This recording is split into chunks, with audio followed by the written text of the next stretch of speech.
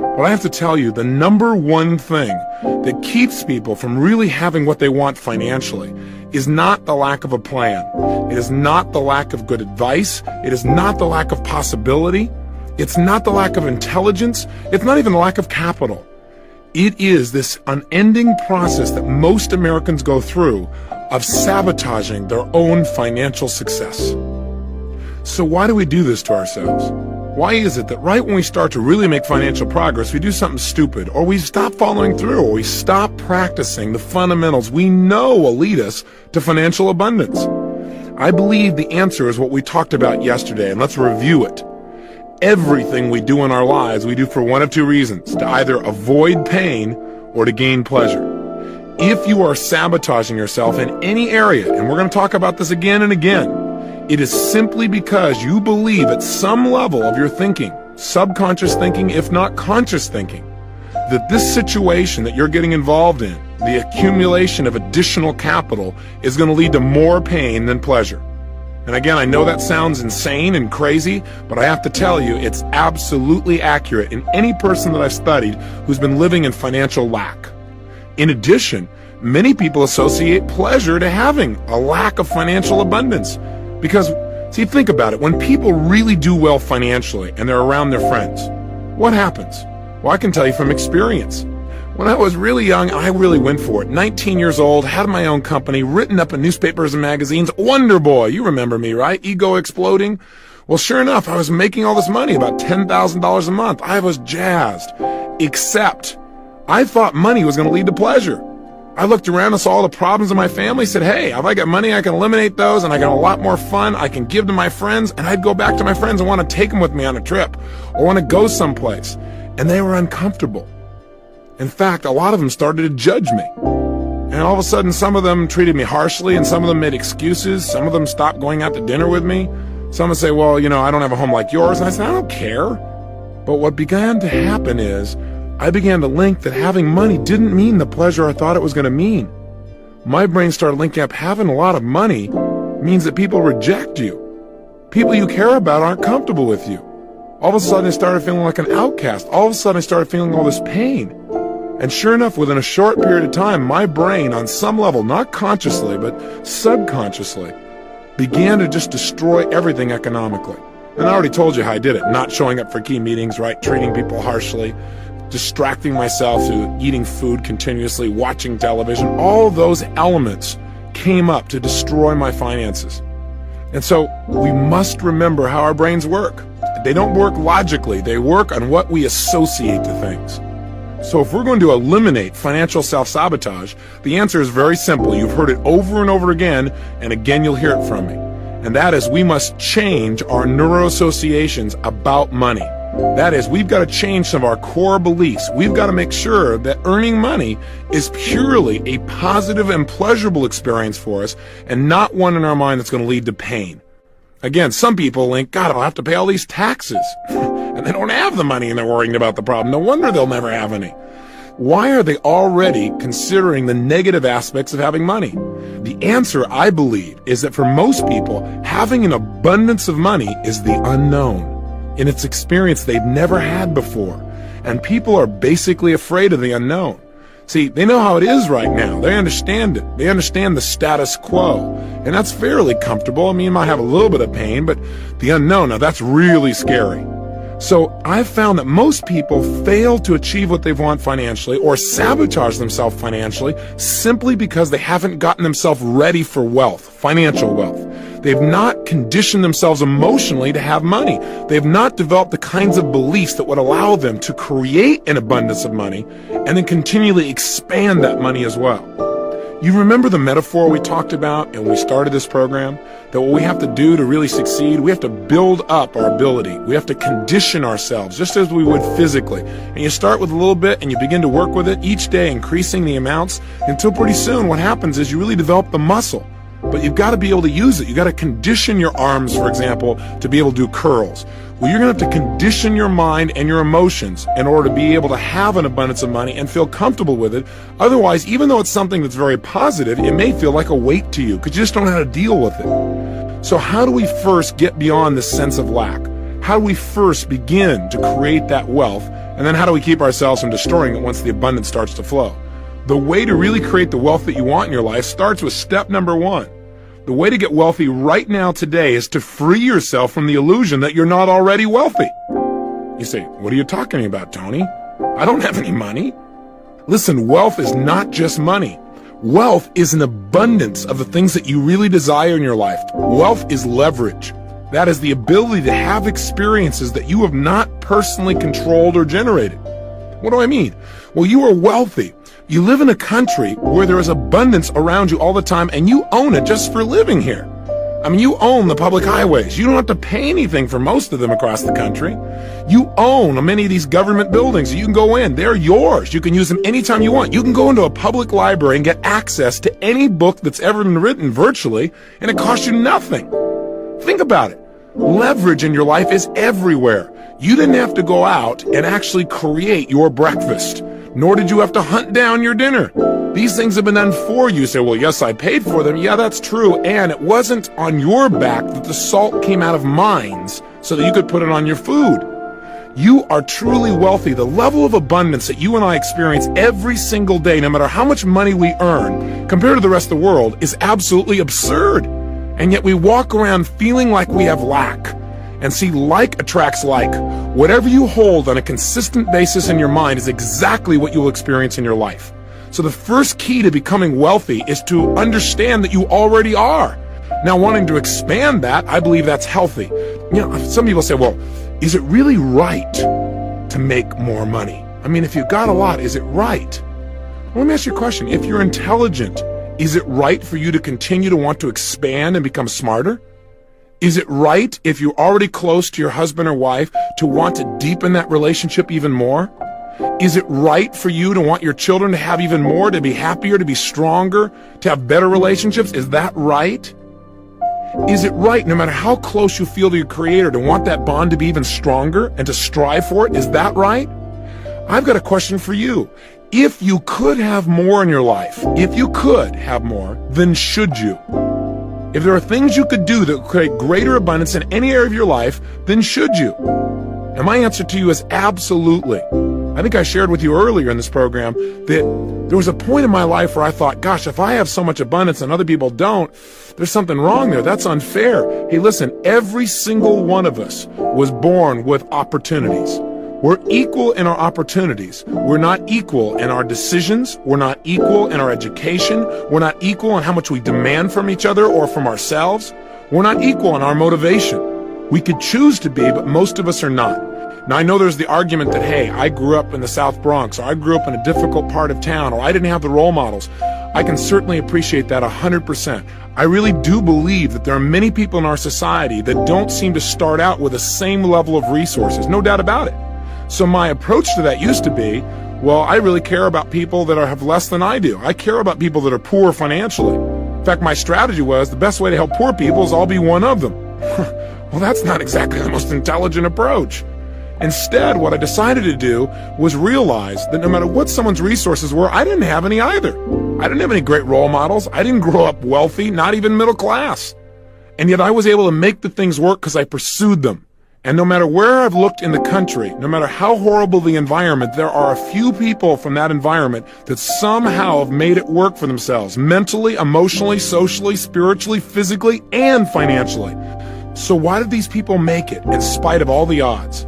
The answer was not necessarily more talent or more ability, but that they were able to get access to their talent and ability because they had beliefs that empowered them in each of these areas, including financial. I mean, that's really what it comes down to. Your finances will not change until your core beliefs change. Trying to turn around financial sabotage simply by working harder, by the way, will not work. The reason is you'll work harder and your beliefs like this rubber band. You'll push, stretch yourself out there, it'll start to make some progress, and right when you get to a certain point of threshold, whammo, the rubber band snaps you right back to where you were. I mean, haven't you experienced this sometimes? The only way to break through is get rid of the rubber bands.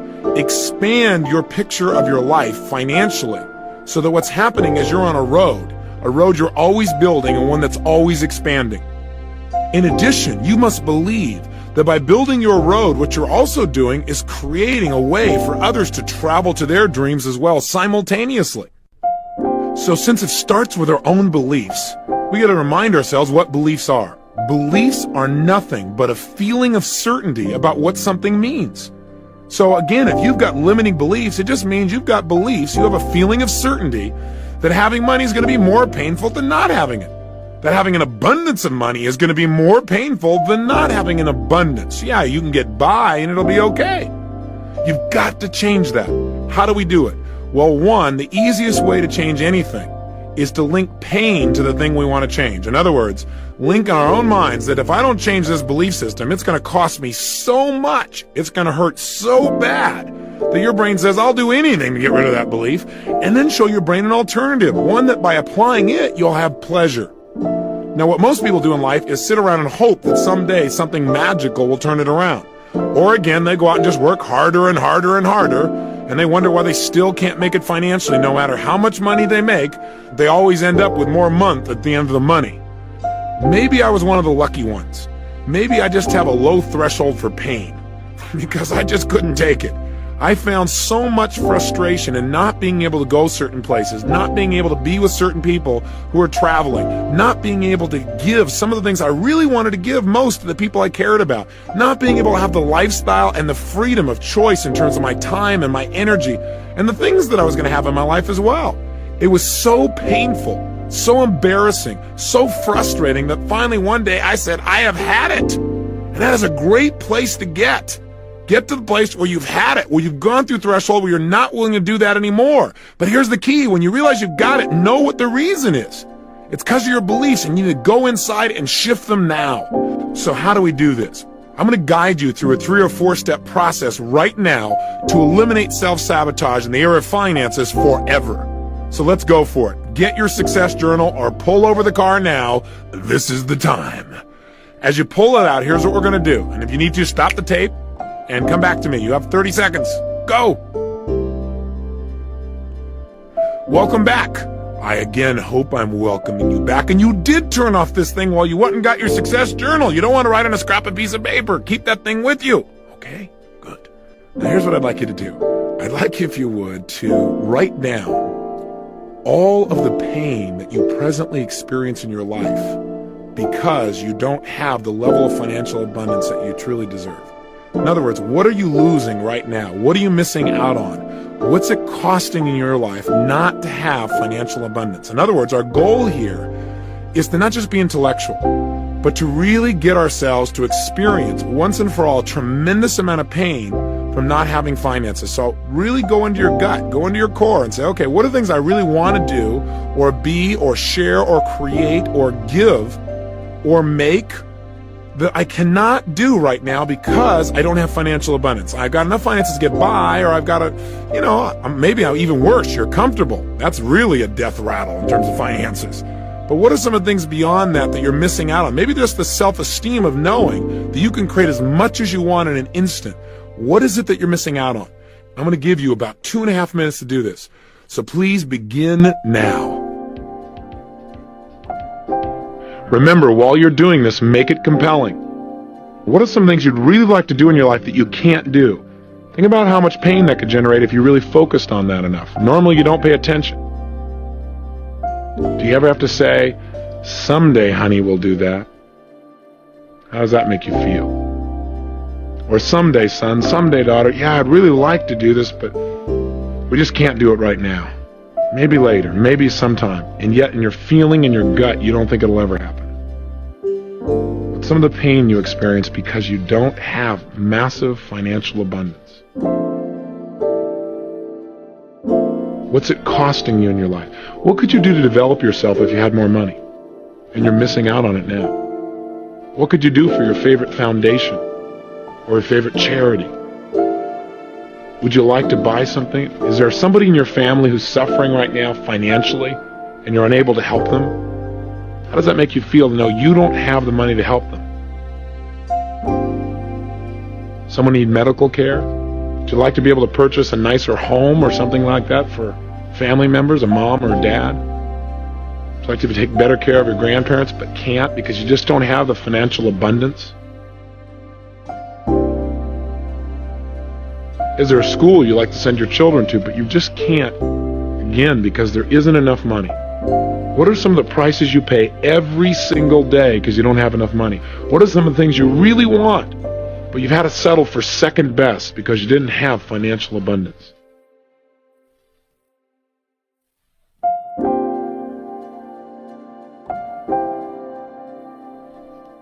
Is there a studio you'd like to build and you can't do that, so you got to go somewhere else?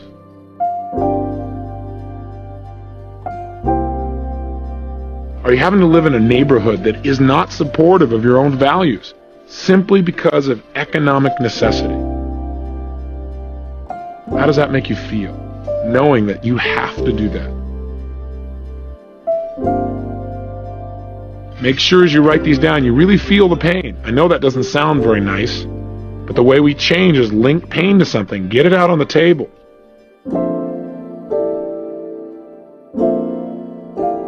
Okay, so what we've done here, if we've done it effectively, is gotten your brain to begin to associate major pain to not having money. Now you might say, well, Tony, I already had that. Well, maybe, but maybe it was like you had one thought at a time. What we want to do is intensify the feeling of pain, so your brain will finally say, I've had it. No more, I've got to have money. So what's on your list? Is it compelling enough? When I have people do this many times, they'll tell me things like, well, gosh, not having money means I don't have time with my kids. Or not having money means I can't live with my son or daughter. Or not having money means I can't get them the kind of child care they really deserve, and I'm busy working too, and I don't know what to do. That's pretty strong pain. That'll get somebody motivated real quick. Remember, we'll do more to avoid pain than we will to gain pleasure, so put it on yourself. Some people say just the pressure of the bills themselves. That is so painful. Having people calling you up again and again saying, hey, you got to handle this thing. That does it for some people by itself. Or maybe in this society where 1 out of 2 people end up in divorce, some people are having to support 2 households. And they think about the pain they have in that they can't have the lifestyle they want because they can barely take care of themselves after taking care of somebody else.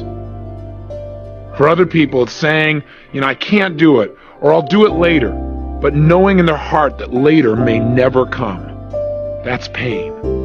Or maybe for you, it's just the pain of knowing somebody who really deserves help, and you just can't do it because you don't have the money. Or maybe it's the inability to travel or visit the places you'd really like to, or maybe visit some people.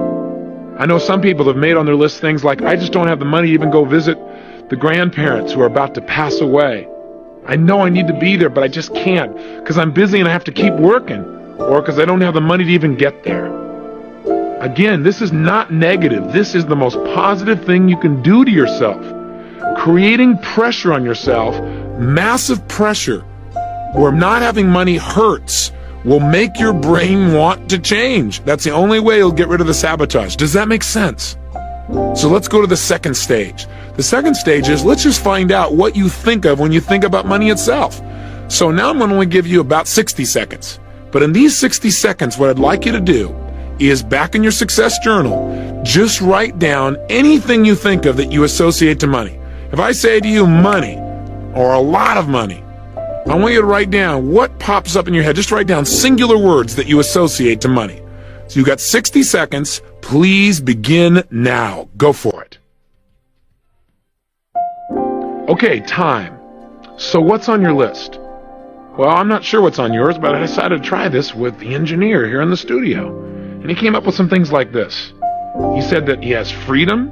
He associates to money time with loved ones, associates to money less stress, less bills, safety, and stress reduction in the form of entertainment. Somebody else here has on their list freedom of movement, security, giving, peace of mind, hard work, the burden of responsibility, lifestyle, wider social latitude. Interesting. What's on your list? Now, when you look at your list, is it mostly positive or mostly negative? What I've found is when I have people do this, it depends on the individual, but oftentimes I get a lot of positives.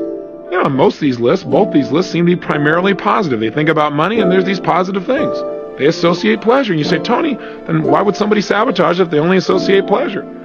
Well, let's try another approach and dig a little deeper into your brain. Let's see if all your associations really are positive.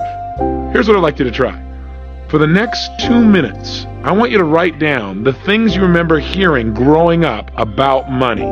In other words, what were you taught about money, both explicitly and implicitly, by what people told you, like, for example, in your family, your mom, your dad, etc.? What are some of the phrases you remember hearing?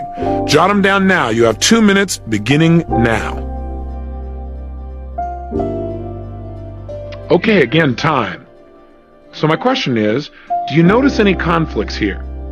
Well, I don't know what's on your list, but if I were to take the sampling I have here in the studio, it's rather interesting. In the beginning here, we have a person's list where they say the associated money, freedom, time with loved ones, less stress, less bills, more safety, stress reduction in the form of entertainment. But what was this person taught growing up? Well, money is the root of all evil. Second thing on their notes, money isn't everything. Person obviously doesn't know where to shop. Third one is no time to enjoy it. Fourth one, notice no time to enjoy it. Time with loved ones, no time to enjoy it. Isn't that an interesting conflict? And we wonder why we sabotage, why we start to move towards, and then all of a sudden think there's going to be pain here and we sabotage ourselves. Here's another sampling. A person whose notes said that they associated money, freedom of movement and security and giving and peace of mind and hard work and the burden of responsibility, few negatives there, and lifestyle. This person has money doesn't grow on trees. How's that for conditioning you for abundance? I'm not saying it does, but that's probably not the best frame to hold in your mind on an ongoing basis. Secondly, we can't afford it. Interesting. And that sentence is still probably running through this person's brain. Here's the next one. It costs too much, or it's too expensive. Here's the next thing on this gentleman's list. Take care of pennies, and the dollars will take care of themselves. Now let me ask you a question. How do you feel about taking care of pennies?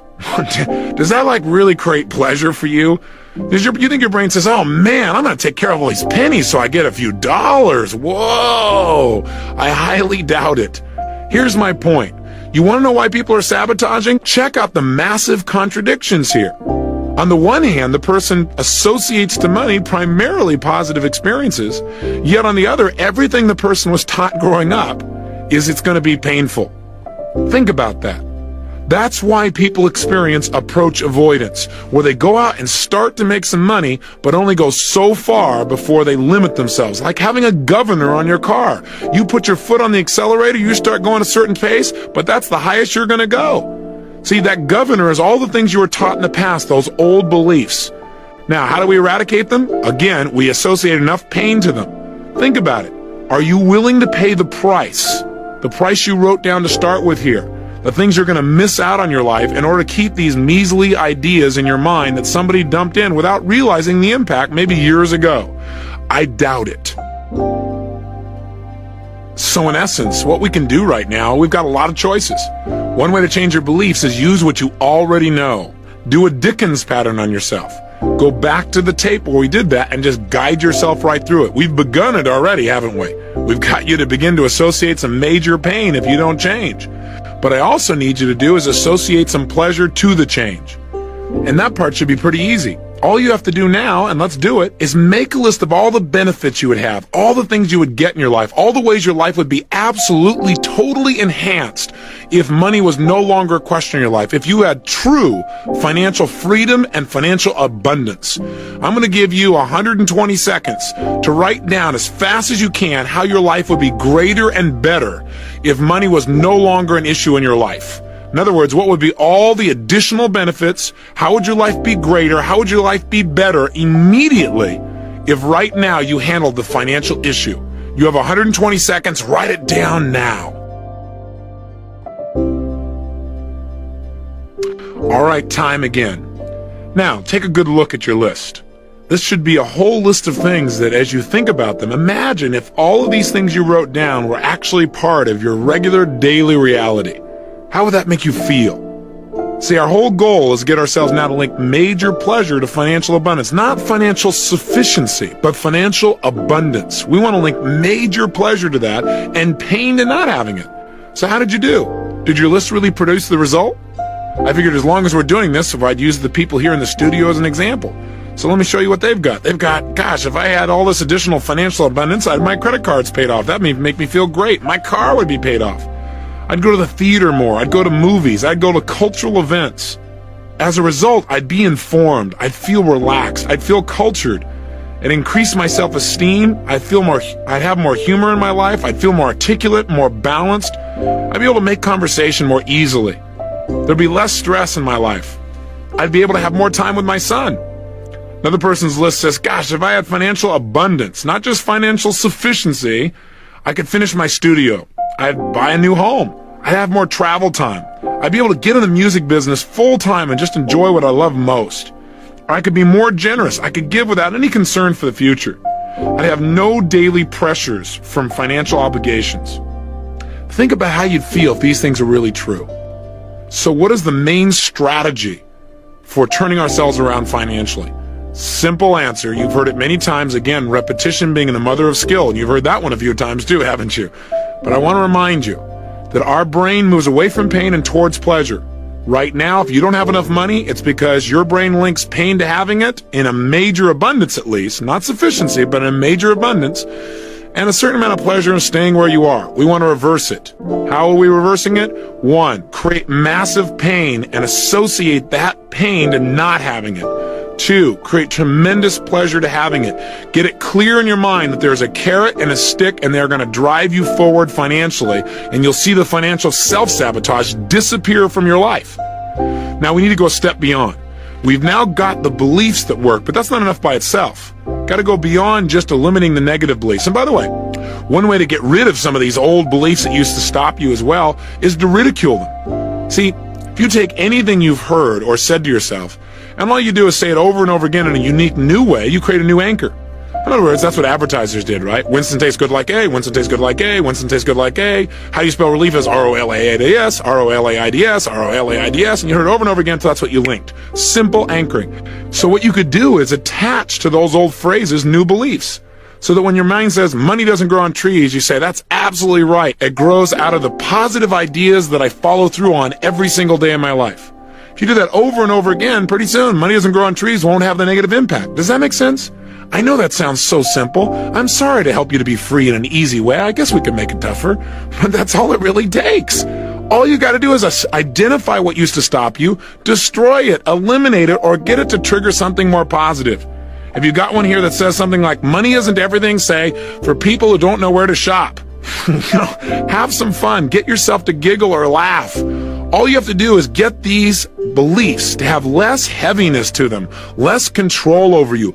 Ridicule them, play with them, and that's going to be one of your exercises. In fact, it may be useful for you to do that now, to go through right now and do things to these beliefs to either make them trigger a new empowering belief or to ridicule them to the point where they no longer affect you, to where you would think of them every time you thought of money isn't everything, you begin to smile thinking of that funny phrase, well, you don't know where to shop. In other words, it's not true. What I'm saying is not true.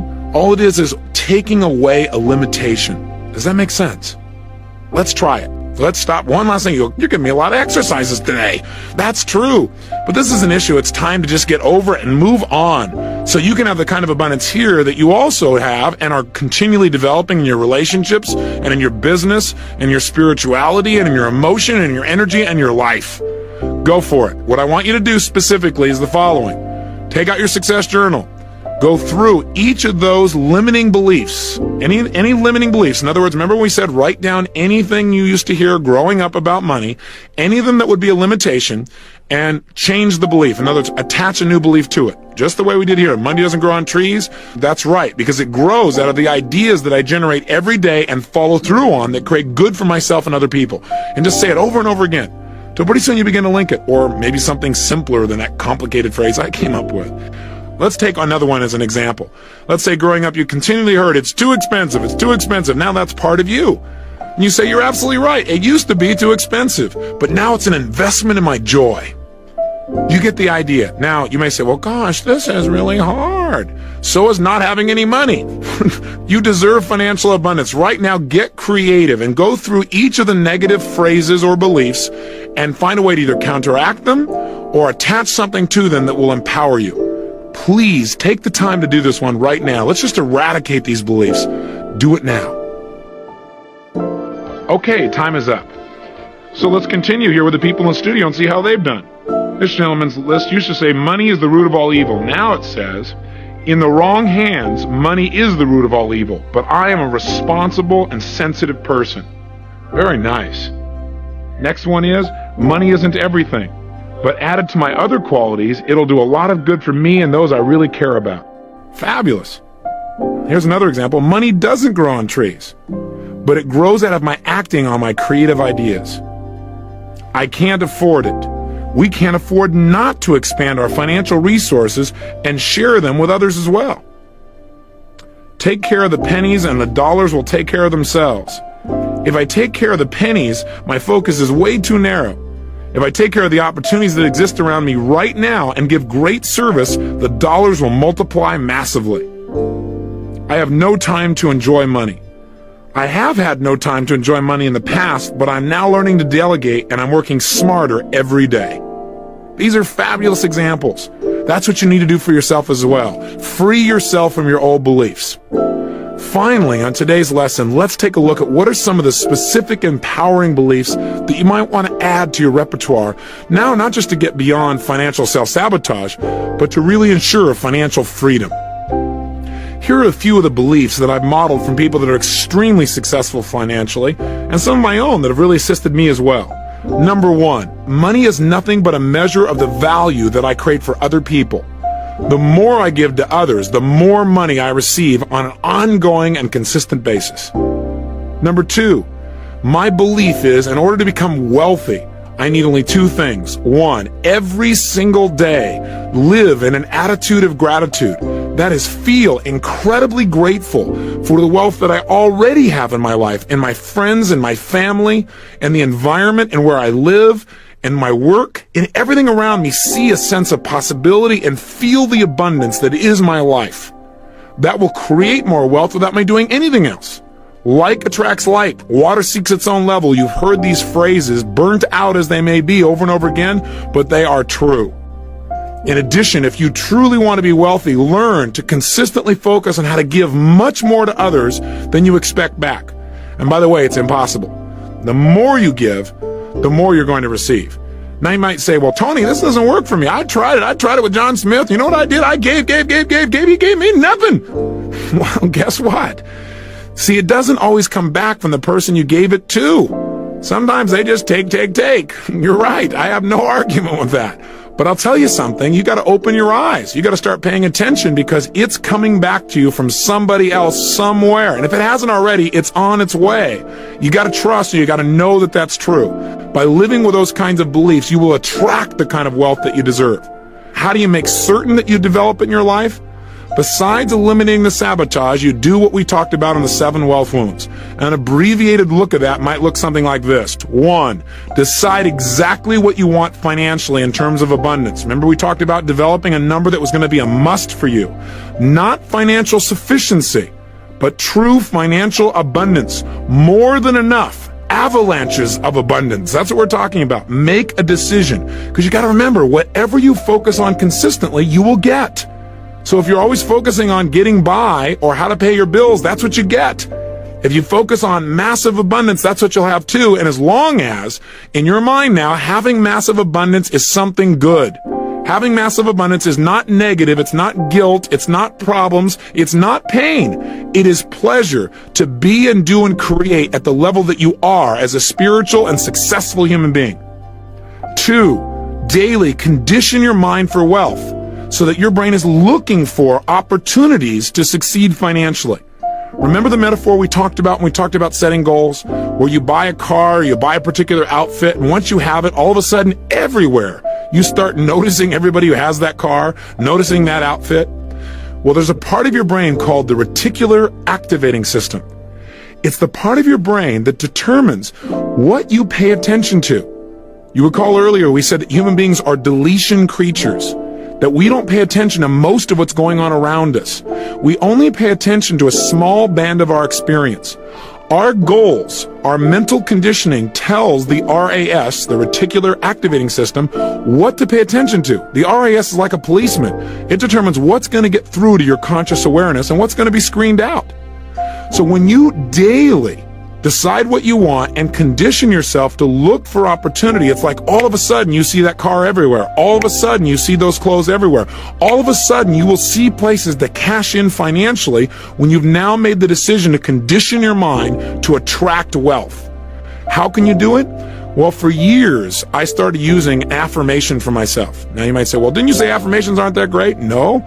I said that you got to make sure that if you're going to use an affirmation, you do it with some real physiology, that you really change your state.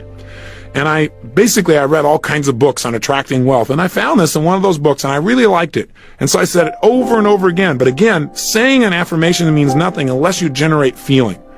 And before I give you this affirmation, I want you to know that it's not meant to be religious in any way.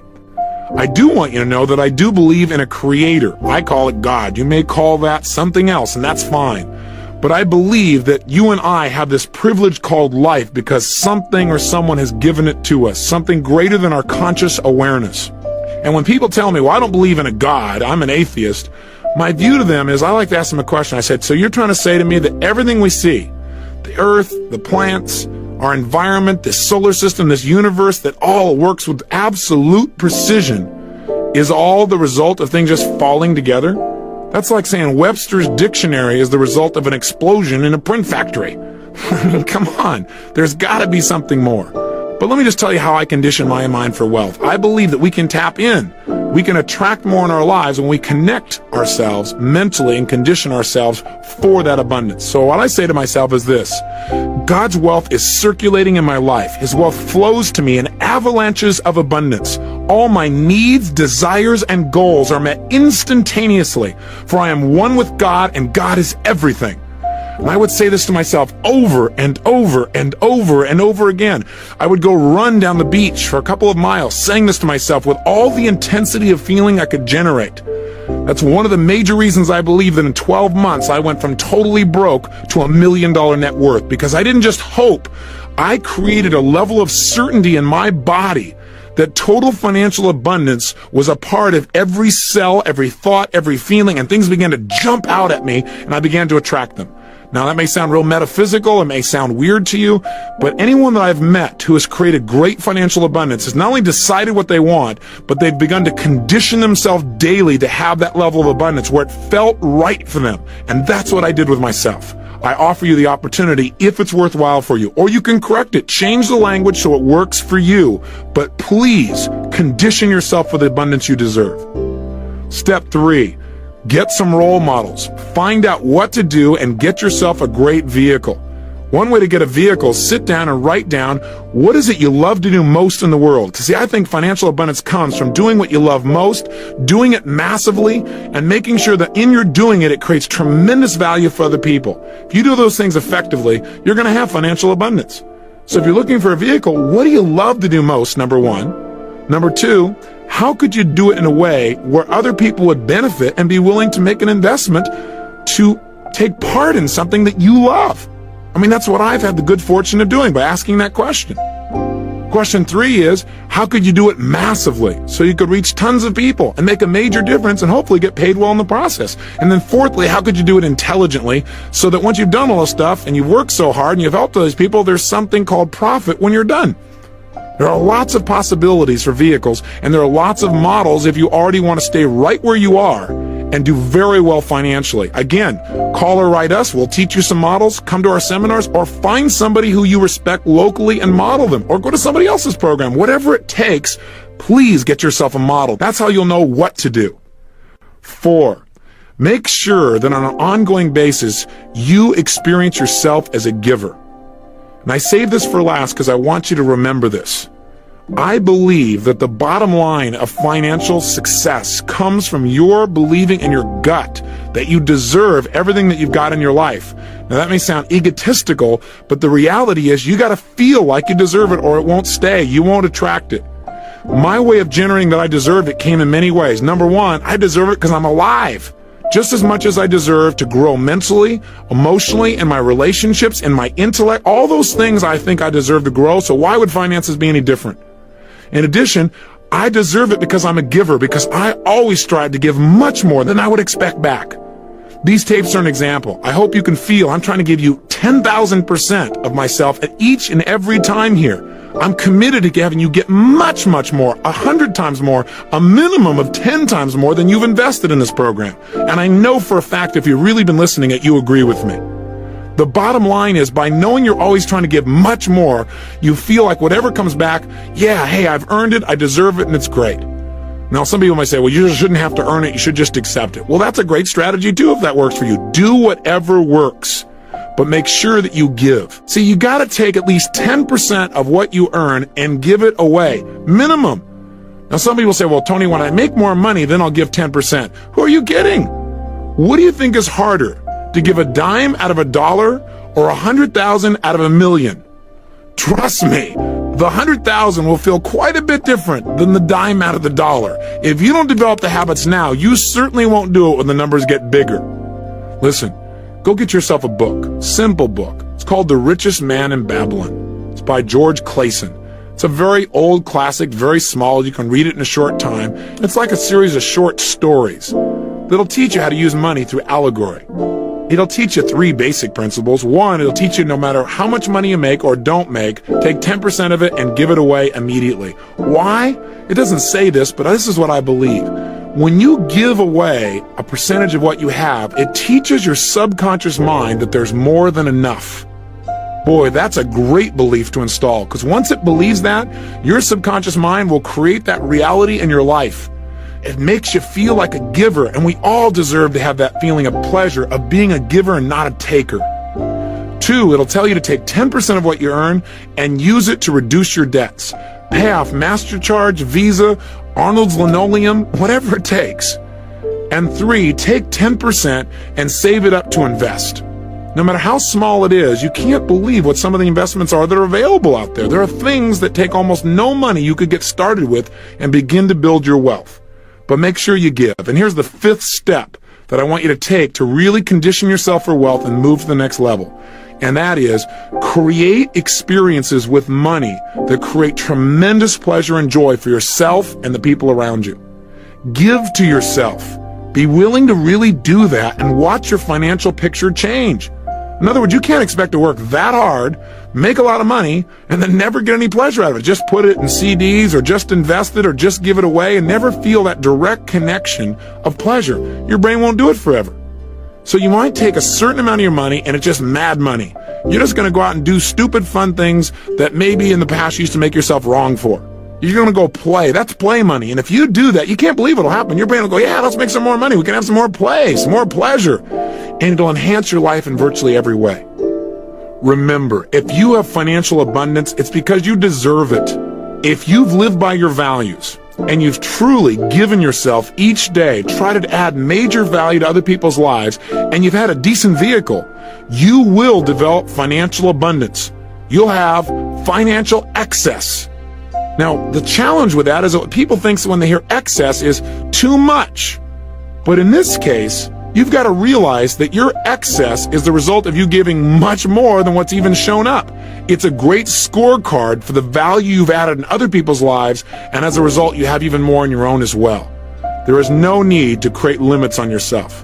Let yourself grow well beyond your past limits and create the abundance you deserve. Here's your assignment for today. You go, I got another assignment? Well, why not? We're on a roll. The last assignment is this.